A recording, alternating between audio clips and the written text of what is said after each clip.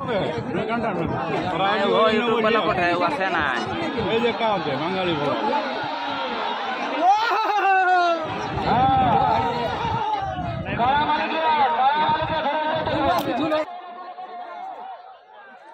जोहार। झारखंड न्यूज में आप सभी का स्वागत है।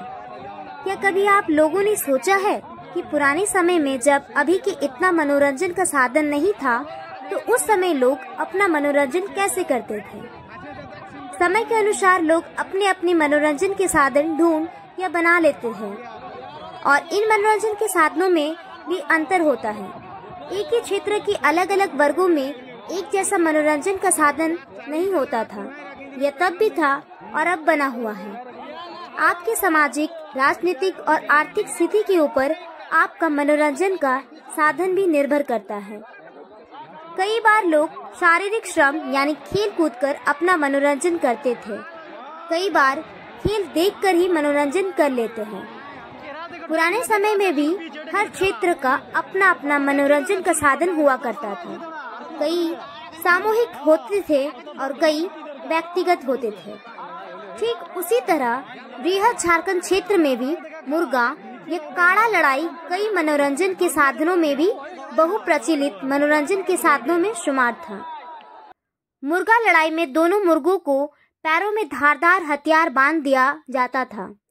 जो मुर्गा अपनी प्रतिनिधि मुर्गा को मार देगा या प्रतिबंधित मुर्गों को भागने पर मजबूर कर देता है, वही मुर्गा को जीतकार घोषित किया जाता है।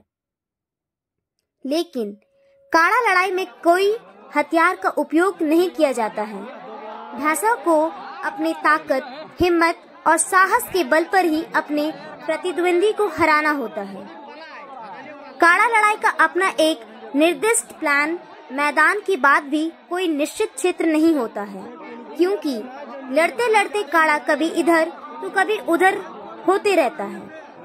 इसी कारण दर्शक दीर्घा में बैठे लोगों को भी काफी भागा भागी करना पड़ता है। इस दौरान दर्शकों का हाथ पैर टूटना आम है। कई जगह में दर्शक पेड़ में चढ़कर ही इस लड़ाई का आनंद लेते हैं। काड़ा लड़ाई का क्षेत्र बृहद झारखंड का क्षेत्र ही है। इसी क्षेत्र के लोग ज्यादातर काड़ा लड़ाई में रुचि दिखाते हैं। हालांकि कल लड़ाई पहले के मुकाबले अभी काफी कम हो गया है। इसका कई कारण है।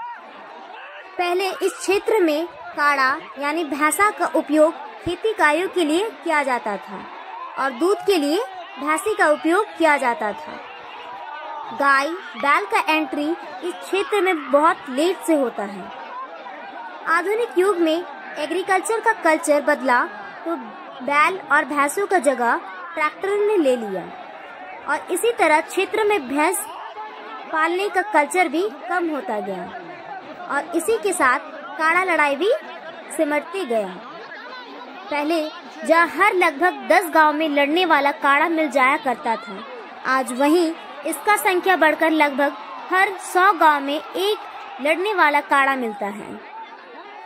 इसका सबसे बड़ा कारण है, जब से खेती का कल्चर बदला, सामूहिक खेती से पारिवारिक खेती में आया, तब से सामूहिक परिवार टूटने लगा तो इस लड़ाई का ताना बाना भी टूटने लगा, क्योंकि आज भी जो लोग लड़ने वाला काड़ा रखते हैं वे लोग सामूहिक परिवार में ही रहते हैं।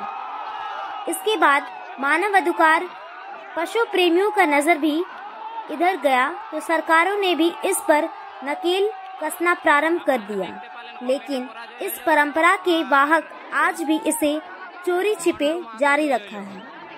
काड़ा लड़ाई या झारखंडी संस्कृति से जुड़े और भी रोचक जानकारियों को हमारे साथ जुड़े रहें। जोहार।